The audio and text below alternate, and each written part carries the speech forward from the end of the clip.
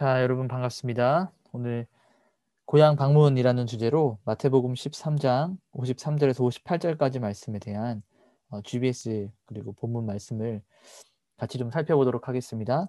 오늘 주제가 고향 방문인 만큼 오늘 여러분들이 시작하면서 각자 조원들 혹은 팀원들하고 여러분의 고향에 대해서 같이 이야기를 해보면서 시작을 하면 매우 부드럽게 또 매끄럽게 시작을 할 수 있을 것 같습니다.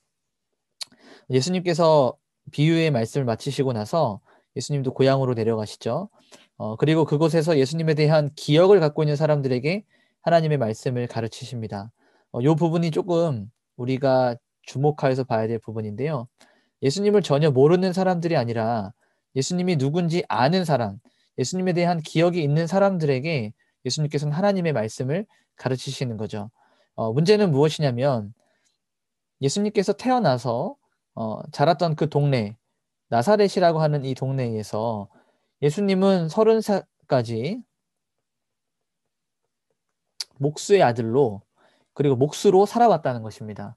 그러면서 예수님께서 공생의 시간을 시작하시면서 하나님의 나라에 대한 선포와 하나님의 일들을 했기 때문에 사람들, 여기서 지금 예수님에 대한 기억을 갖고 있는 사람들은 예수 그리스도를 어, 하나님의 아들이나 혹은 신적으로 바라보는 것이 아니라 예수를 그냥 단순한 요셉의 아들, 마리아의 아들, 단순한 사람으로 보게 되었다는 것이죠. 그래서 오늘 이 우리가 읽었던 본문이 본문에 나오는 문제들이 발생하게 되는 겁니다.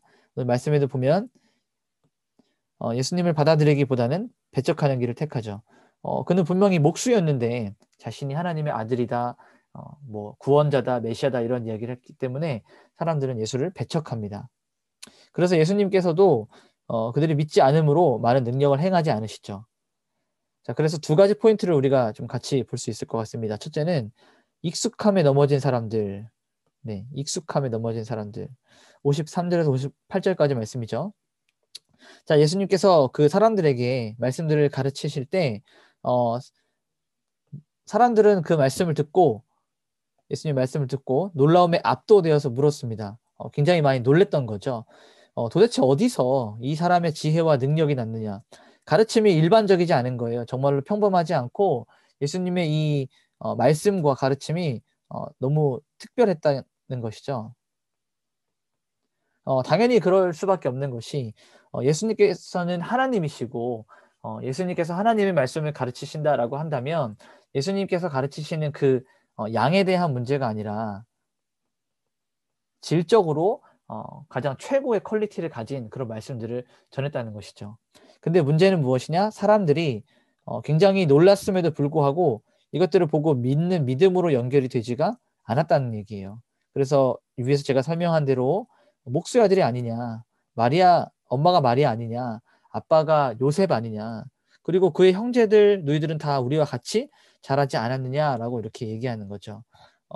그래서 이들은 여기서 말하는 그 익숙함이라고 하는 부분들, 어, 여기서 말하는 익숙함은 자기 지식, 경험 등을 이야기할 수 있겠죠. 사전에 이미 알고 있었고 자기 어떤 고정관념에 사로잡혀서 자신이 알고 있는 지식에 빗댄 예수를 바라볼 때 그는 결코 뭐예요? 신일 수가 없다. 그러니까 하나님의 아들일 수가 없다. 정말 너무나도 당연하죠. 우리도 그렇게 생각할 수밖에 없는데 실제로 그렇다는 얘기입니다. 그래서 예수님께서는 어, 그 말씀들을 선포하셨을 때 사람들이 예수님의 말씀에 걸려 넘어졌다. 믿고 따르지 않았다라고 우리가 좀 볼 수 있겠죠. 두 번째는 우리가 볼 수 있는 육신의 눈으로는 이해할 수 없는 예수님과 천국. 자, 우리가 사람의적인 일반적인 땅의 시선으로 그리고 우리가 알고 있는 어떤 고정관념과 사전 지식으로는 하나님의 나라와 하나님 그리고 예수님을 이해할 수가 없다라고 하는 부분들을 우리 좀 같이 두 번째 포인트를 보도록 하겠습니다. 자, 오늘 여기 예수님의 모친과 형제 그리고 자매들이 직접적으로 등장을 하게 됩니다. 여기서 예수님의 형제와 자매들, 예수님의 남매, 예수님의 식구들은 어, 예수님과 함께 자랐지만 실제적으로 예수님하고는 어, 상황이 조금 다르죠. 왜냐하면 예수님은 성령님으로 잉태되었고 예수님의 동생들은 요셉과 마리아에 의해서 이 땅으로 출생하게 된 사람들입니다. 사람들이 예수님께 말했어요. 가족들이 찾아왔다. 예수님께서 이렇게 말씀하시죠. 요 앞에서 누가 내 어머니며 누가 내 동생들이냐.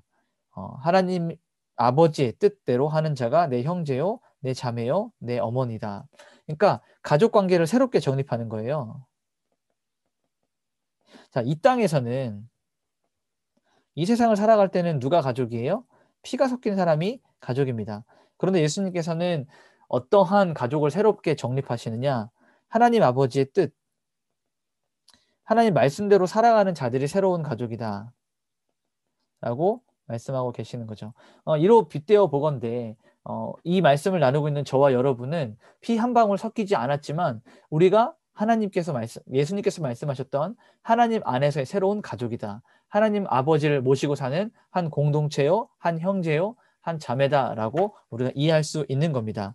그래서 세상 사람들이 생각하는 인간적인 혈연 관계에서는 이해가 될 수가 없는 분이에요. 예수님의 이 말씀 자체가 받아들여지지가 않는 것입니다. 사람들은 예수님을 목수의 아들로 생각하고 있었죠. 그런데 예수님은 아버지가 하늘에 있다라고 말씀을 하셨습니다. 요셉이 하늘에 있다는 것이 아니라 예수님께서는 신인, 완전한 100%의 하나님이시고 100%의 인간이다. 반인 반수, 동물, 반은 사람이고 반은 동물, 그게 아니에요. 완전한 하나님이시고 완전한 사람이다. 라고 해서 완전 이렇게 이해를 해야 됩니다. 그래서 세상 사람들, 고향 사람들, 특히 그 나사렛 사람들은 마리아와 그 형제 자매를 통해서 예수님을 이해했지만 예수님은 그 형제 자매 그리고 모친이 아니라 하나님의 말씀을 듣고 따르는 제자들이 하나님 나라에서 새로운 가족의 관계다라고 이렇게 말씀을 하고 계시는 겁니다. 굉장히 사람들은 이해하지 못했지만 예수님께서 이 고향에 도착하셨을 때 사람들이 그 예수님의 말씀을 이해하지는 못했지만 예수님은 그 말씀들 멈추지 않고 선포를 하셨다는 거죠. 자, 그래서 여기서 전체적으로 말하고 있는 것이 무엇이냐?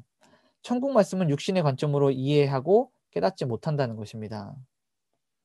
이것이 정말로 이해가 되는 것이 우리가 오늘 이렇게 말씀을 나누고 하나님의 말씀을 붙들고 서로 공부하고 짧게 설교를 요약하고 했을 때 여러분이 고개가 끄덕여진다거나 혹은 제가 하는 이야기들이 충분히 받아들여지긴 하지만 세상 사람들에게 제가 아무리 논리적이고 아무리 그 좋은 스피치로 그들에게 이야기한다 할지라도 이 이야기들을 받아들일 수가 없어요. 육신의 관점과 세상적 지혜로는 그들이 박사 혹은 뭐 석사 학위를 몇 개씩 가지고 있다 할지라도 절대로 이해할 수 없는 겁니다. 그래서 결론 포인트는 뭐냐? 삼위 하나님께서 우리의 눈을 열어서 말씀을 깨닫게 하지 않고는 예수를 주로 고백할 수가 없다. 여기 참조 구절 있죠? 고린도전서 12장 3절. 여기서 성령님이 나오게 되는데요. 여러분 성령의 은사라고 하는 부분들 많이 볼 수 있을 거예요. 성령 하나님이 무엇을 하시느냐? 병도 고치고 방언도 하고 여러 가지 많은 은사적인 일들을 하지만 고린도전서 12장 3절 말씀을 보게 되면 누구든지 성령으로 말미암지 않고는 예수를 그리스도라고 할 수 없다고 그랬어요. 그러니까 성령 하나님이 가장 먼저 하시는 일이 뭐냐? 우리가 하나님을 믿게 하는 것. 우리가 예수 그리스도를 믿게 하는 것. 우리에게 다시 말해서 믿음을 주시고 이 믿음이 우리의 것이 될 수 있도록 적용시켜 주시는 역할을 하시는 분이 바로 성령 하나님이다. 그러니까 여러분이 하나님의 말씀을 지금 이해하고 있고 받아들인다는 이 사실은 굉장히 놀라운 것입니다. 성령 하나님이 여러분 안에 이미 일하시고 역사하셨다는 그런 결론이죠. 우리가 고난 주간은 끝났지만 이제 우리가 지난주 말씀을 가지고 하기 때문에 고난 주간에 대해서 우리가 말씀의 결론이 내어졌지만 우리가 좀 그것들을 감안해서 말씀을 좀 보도록 합시다. 그래서 십자가를 좀 낯설게 보자는 거예요. 십자가를 낯설게. 마을 사람들의 반응이 어떻게 보면 지극히 상식적이었죠. 그들은 자기들과 늘 자랐던 그 예수를 보면서 전혀 새롭거나 낯설 것이 없었고 예수님은 그러한 자들에게 십자가로 내몰리셨습니다. 근데 우리는 그렇지 않을 거라고 얘기하지만 우리도 그 상황과 그 환경에 처했다면 아마 충분히 우리도 예수를 정죄하고 우리도 예수님을 십자가로 내몰았던 그런 사람들이 될 수 있지 않을까라는 생각이 좀 듭니다. 그래서 우리가 이제 내일은 부활주일이기 때문에 고난당하신 그리스도에 대한 묵상과 스스로 혼자 거룩해지고 경건해지려는 것들은 이제 잠시 멈추고 이제 내일부터 부활의 좀 기쁨을 누렸으면 좋겠어요.